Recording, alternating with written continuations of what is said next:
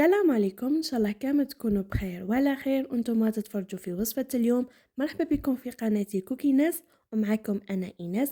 مستمرين في سلسلة وصفات سهلة توجد في اقل من ساعتين، واليوم ان شاء الله رانا مع الوصفة 11 من هذه السلسلة اللي راح تكون ان شاء الله بالرز ودجاج محمر في لاكوكوت بصوص وتتبيلة بزاف هايلة. بصح قبل ما نبدا وصفة اليوم ما تنسوش تشتركوا في القناة، تفعلوا جرس التنبيهات حتى توصلكم جميع وصفات السلسلة. بالنسبة للمكونات عندنا هنا كاس تاع الرز. انا استعملت هنا الرز بسمتي. دوكا اول حاجة راح نديرها هو نشمخ هذا الرز على الاقل مدة نص ساعة. عندنا هنا اطراف الدجاج، عندنا هنا حبة بصلة متوسطة ومقطعة. وبالنسبة للتوابل عندنا ثوم، قيس نص مغرفة صغيرة تاع طوماط كونسونطري. عندنا هنا توابل الدجاج، كزبر، زنجبيل، كركم، فلفل الاحمر وفلفل الكحل والملح ولاموطاغ. وعندنا ثاني مغرفة صغيرة تاع العسل. هذا هما مبدئيا توابل المكونات اللي راح نحتاجهم.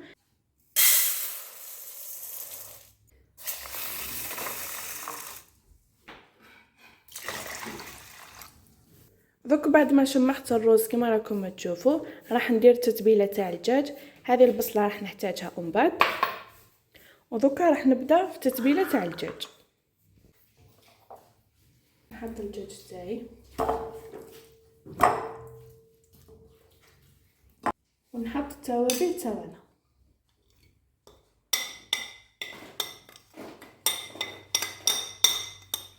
انا التوابل من كل حاجه حطيت مغرفه صغيره. نعاود لكم التوابل، حطيت مغرفه صغيره تاع الملح، مغرفه صغيره فلفل الكحل، فلفل الاحمر، كركم، زنجبيل، كزبر، توابل الدجاج، هذو هما والثوم. وثاني حطيت طوماط كونسونطري وحطيت مغرفه كبيره تاع الخردل. هنا طوماط كونسونطري راح نزيد لها مغرفه صغيره تاع العسل. تقدروا في بلاصه طوماط كونسونطري ولا الطوماط تاع الباطا والعسل ديروا مغرفه كبيره تاع الكاتشب اذا كان عندكم. انا ما عنديش على بها ما درتش. هذه هي التتبيله تاعنا. دوكا راح ندخل التتبيله مليح في الدجاج تاعنا.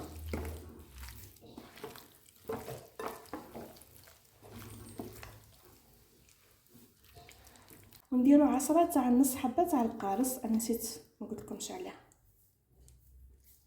دوكا راح نغطي على الدجاج ونخليه يمتص التتبيله مليح على الاقل مده نص ساعه، اقل حاجه نص ساعه. قد ما يمتص التتبيله مليح قد ما يجي بنين. دوكا راني رجعت لكم. دوكا هنا في لاكوكوط نحط شويه تاع الزيت، نخليه يسخن شويه ونحط الدجاج تاعنا.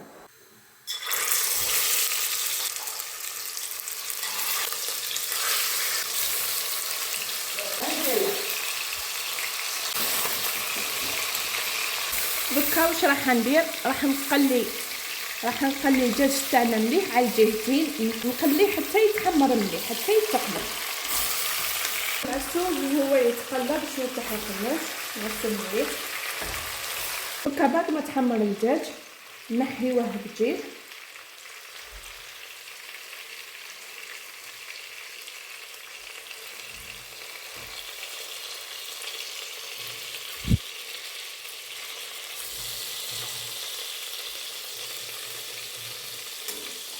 نحطوا البصله نقليوها هي ثاني مليح. دوكا هنا في كاسرونه واحده اخرى حطيت مغرفه كبيره تاع المارغرين. دوك نستنى حتى تذوب ونحط الرز تاعنا، نقليه مليح في المارغرين. بالنسبه للتوابل عندنا هنا رند، ملح، فلفل الكحل، زنجبيل، نجمه الارض، وعندنا هنا حبه الهيل وحبه قرنفل. وهنا اللي تحب القرفه دير القرفه.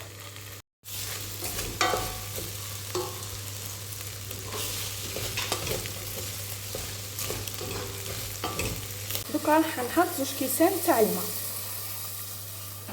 لكل كاس رز 2 كيسان تاع الماء. نغلقوا عليه ونخليوه يطيب. دوكا هنا بعد ما تقلات البصله نرجعوا الدجاج تاعنا.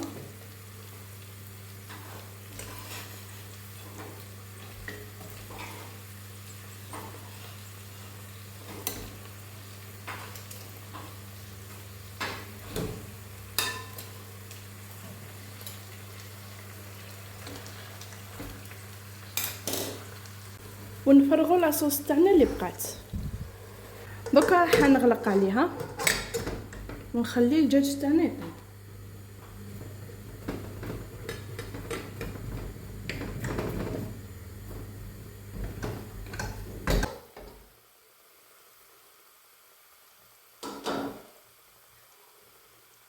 شوفوا الله يبارك الدجاج تاعنا بعد ما طاب. شوفوا الله يبارك لاصوص اللي خرجت منه.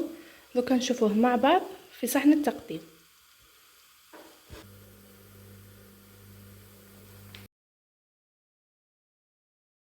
بالنسبه للمكونات عندنا هنا كاس تاع الرز بسمتي كما راكم تشوفوا شمختو بشويه تاع الماء. ماشي شرط تستعملوا رز بسمتي، تقدروا تستعملوا اي رز عندكم. انا المره اللي فاتت درته برز مفور عادي. عندي هنا حبه بصل متوسطه مقطعه مكعبات صغار كما راكم تشوفوا. عندي هنا ثاني حبه طوماطيش متوسطه مقطعه مكعبات كما راكم تشوفوا. عندي هنا فلفل الوان هو ثاني مقطع مكعبات صغار كما راكم تشوفوا. نوعت بين الحار والحلو. عندي هنا المايز وعندي هنا حبة زرودية. هنا هاد الزرودية قطعتهم مكعبات صغار كما راكم تشوفوا. فورتهم باش ما تديليش بزاف الطيب، باش ما تديش بزاف الوقت وهي الطيب. هنا بالنسبه للمايز وزروديه اختياري، تحبوا ما ديروهمش. تقدروا اذا كان كاين ديروا الجلبانه اذا كان كاين. المهم نتوما تنوعوا، انا عطيتكم الاختيارات وانتوما ديروا واش تحبوا. تقدروا حتى ديروا في هذا الارز المكسيكي كاينين اللي يديروا هذيك اللوبيا الحمراء، فهذو الزوج اختياريين.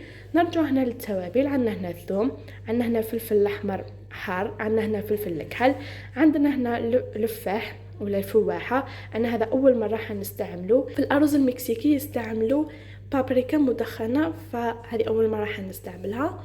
وعندنا هنا الكزبر، الملح، طماط كونسونطري والفلفل اللي راح نحطه مع الاخر. هذو هما المكونات تاعنا اللي راح نحتاجوهم في وصفه اليوم.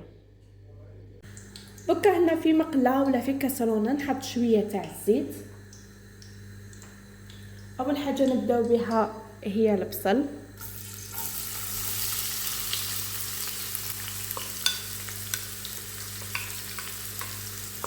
نقلو مليح البصل تاعنا واحد ل5 دقائق. كما تعودتوا عليا انا نقلي الحاجه قبل مليح، نقلي كل حاجه وحدها، نعطيها وقتها في التقليه. دوكا راح نزيد الفلفل ونخليه هو ثاني يتقلى.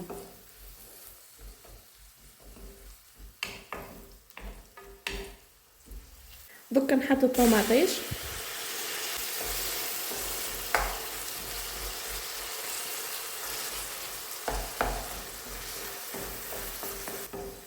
نخليها هي ثاني تاخذ وقتها في التقليه.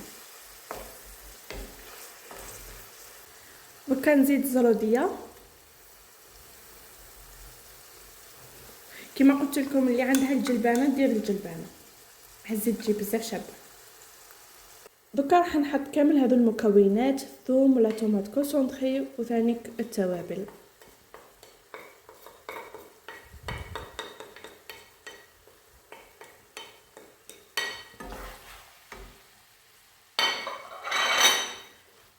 نخلطهم معاهم ونخليهم هما ثاني يتقلاو مليح.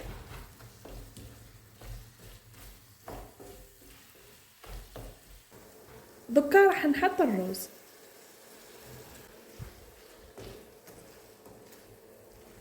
نقليوه هو ثاني مع هذه المكونات.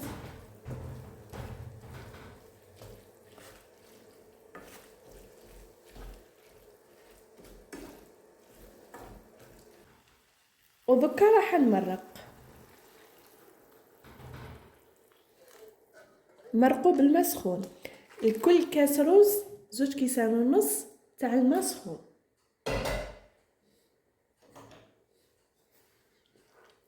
كما قلت لكم لكل كاس رز 2 كيسان ونص تاع الماء سخون.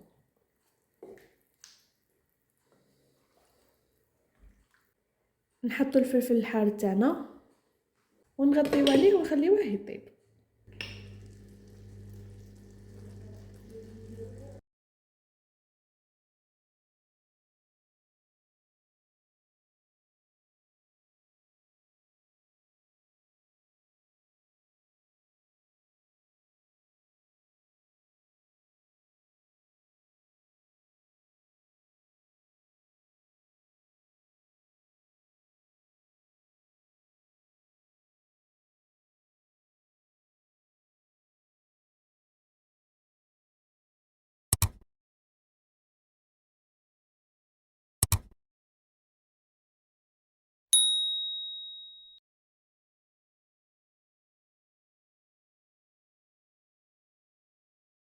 بالنسبة للمكونات عندي هنا أول حاجة بديت بها هي شمخت كاس رز بسمتي. أنا استعملت هنا رز بسمتي، شمخته في الماء، لازم يتشمخ على الأقل مدة نص ساعة.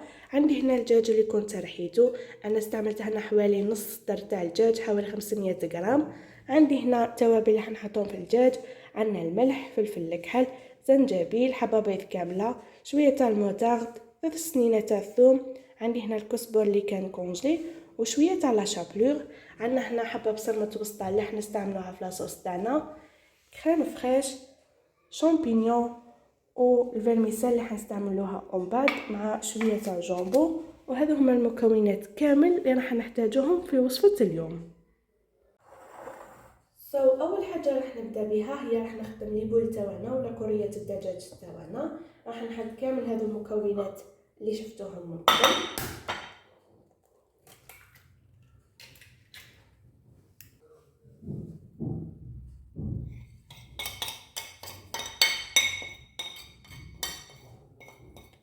نعاود لكم المقادير. حطيت هنا غرفه صغيره ملح، غرفه صغيره فلفل الكحل، غرفه صغيره زنجبيل، قيس غرفه كبيره تاع لومونتار، 3 سنينه تاع الثوم رافي، كزبر مرحي قيس غرفه كبيره ثاني، وش لا شابلور ثاني قيس غرفه كبيره.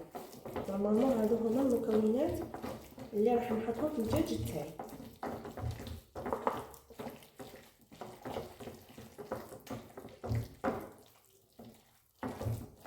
كما راكم تشوفوني نعجن الدجاج تاعي مليح باه يدخلوا فيه كامل المكونات. كما شفتوني راني نوجد كريه الدجاج تاعي، ومن بعد راني رايحه نمرمدهم في شويه تاع الفرينه. حاجه برك حبيت نقولها لكم هي انه ما تحطوش بيضه كامله في الدجاج تاعكم. اذا كنتوا رايحين ديروا نصف الكميه، يعني اذا كنتوا رايحين ديروا نص در تاع الدجاج، حطوا برك نص حبه تاع البيض، باسكو انا جاتني بزاف جريه ولقيت شويه صعوبه في الخدمه تاعها. فهمتوني؟ ان شاء الله برك تكونوا فهمتوني. هاملي كرية الدجاج تاعي بعد ما وجدتهم. انا هنا الوزن درت حوالي 21 غرام، جاوني 24 حبه. نتوما ديروا الوزن اللي حبيتو. وهنا في مقله حطيت شويه زيت، راني رايحه نبدا نقليهم ومن بعد نرجع لكم.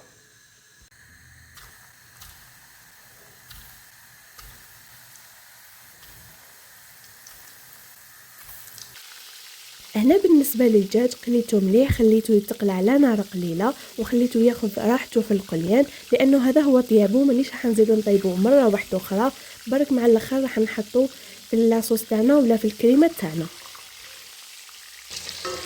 دوكا هنا في كاسرونه واحده اخرى حطيت في 2 مغارف كبار تاع المارغرين. هنا لازم تستعملوا المارغرين باسكو تطلق بنا بزاف هايله. المهم دوكا هنا نستناها حتى تذوب، ونحط نص كاس تاعي تاع الفرميسيل باش نحمصها.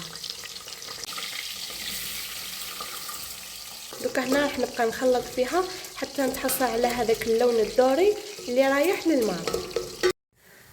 دوكا بعد ما تحصلت على هذا اللون راح نزيد الرز ونخليه هو ثاني يتقلى شويه.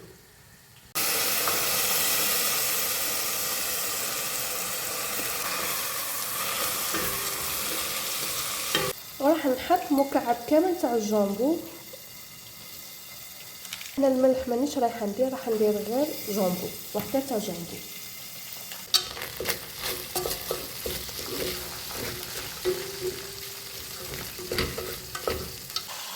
ودوكا راح نحط قيس 2 كيسان ونص تاع الماء سخون. دوكا رايحه نغطي عليه ونخليه حتى يشرب هذا الماء. دوكا في المقله اللي قلينا فيها الدجاج نحطوا البصل تاعنا،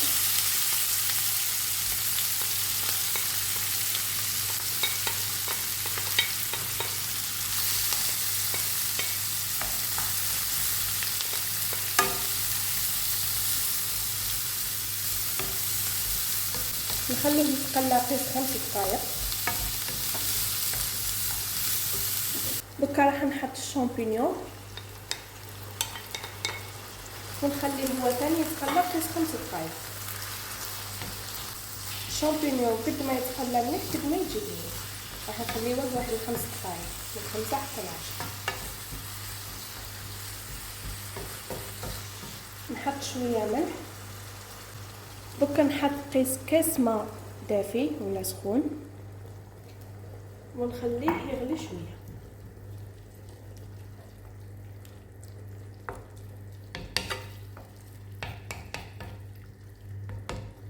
كي يولي يغلي نحط الكريم فريش. حنا تقدروا في بلاصه الماء ديروا الحليب باش نخفوا شويه لا كريم فريش، بصح انا حندير الماء منها نطيب شويه البصله والشامبينيون تاعي ومنها نخفوا لا كريم فريش. هنا وانا نقلي في البصله والشامبينيون جاتني لحظه ادراك كون انه ربيت البصله خير من انه قطعتها. فهنا من الافضل انكم ترابيو البصله لانه راح يجي الملمس تاع الكريمه راح يجي رطب، مش حيجي فيه هذوك لي مورسو تاع البصله وتجي تغزغز. فهذه الملاحظه برك حبيت نقولها لكم. هذه لاصوص ما تجيش بزاف عقبه، تجي شويه جايه. هنا بعد ما حطيت لا كريم فريش تاعي دوكا كي تولي تغلي ولا تولي تبقبق نحط كريه الدجاج تاعي ونطفي عليها، وهكذا تكون الوصفه تاعنا واجده. شوفوا الله يبارك الرز تاعي بعد ما نشف من الماء، شوفوا الله يبارك كيفاش جا على حبه.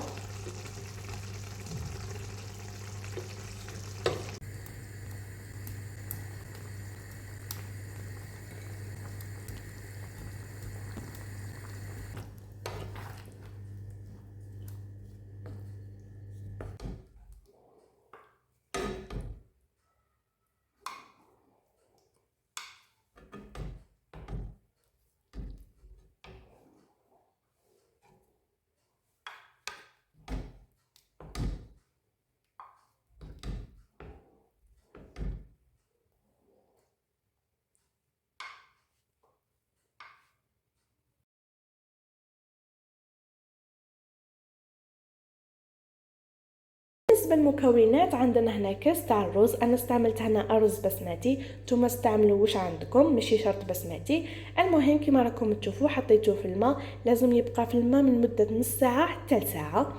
عندنا هنا التونه تاعي اللي كنت قطعتها غسلتها وقطعتها بهذه الطريقه هكذا مكعبات. عندنا هنا زوج حبات تاع الطوماطيش متوسطين سكرفشتهم. عندنا هنا الثوم سكرفشت 5 حبات. وعندنا هنا ورقه تاع الرند والتوابل. بالنسبه للتوابل عندنا فلفل الكحل، كزبر، فلفل الاحمر والملح وشويه تاع الكمون، ما تكثروش. وهذا هما بالنسبه لواش نحتاجو لوصفه اليوم. كملوا معايا الوصفه للاخير باش نعطيكم بدائل واش ديروا التونه، بدائل في بلاصه هذه التونه.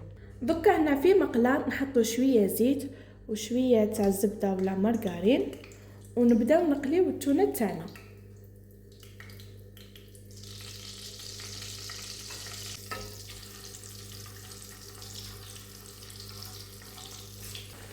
التونه نقليوها على الجهتين، كل جهه نخليوها 5 دقائق باسكو التونه ما فيهاش الروح وتزرب تتقلى.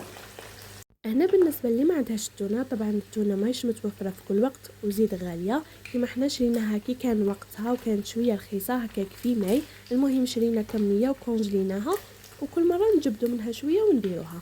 هنا اللي ما عندهاش وتوفر عندها السردين تقليه وديروا بنفس الطريقه، نفس طريقه التونه. اللي ما عندهاش ثاني السردين تقدر دير باطا تاع طون، تشريها باطا ولا زوج باطات تحطهم برك مع الاخر تاع لاصوص باش تعطي البنه، وبدلوا شويه نخرجوا شويه على الدجاج ولا اللحم ولا مهم نبدلوا. دوك بعد ما قلينا التونه تاعنا راح نحط زوج حبات تاع الطوماطيش اللي كنت سكرفشتهم، نحطوا الثوم، نزيدوا التوابل وورقه الرند ونخليوهم يتقلاو شويه، نخليوهم مليح. دوكا هنا في طنجره واحده اخرى نحطوا مغرفه كبيره تاع المارغرين، نحطوا الرز نقليوه شويه في المارغرين اللي حطيناها، نحطوا الملح، نحطوا مغرفه صغيره كركم ومغرفه صغيره زنجبيل، نقليوهم هما الثاني مع الروز مليح.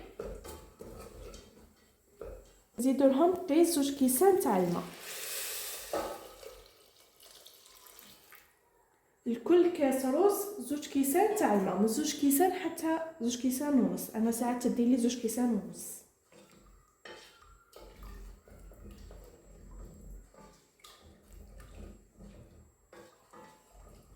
دوكا نغلقوا عليه ونخليوه يطيب.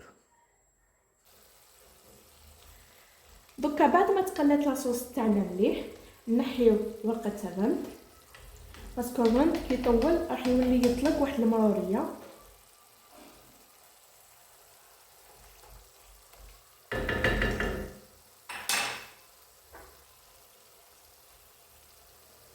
ونزيدو كاس ماء.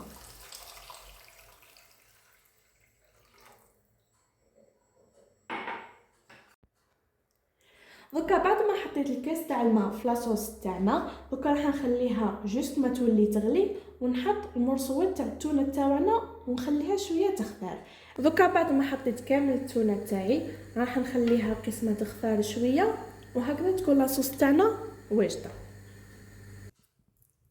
هاوليك الرز تاعنا بعد ما طاب، وهاي ليك لاصوص تاعنا بعد ما طابت. نشوفوهم مع بعض في صحن التقديم.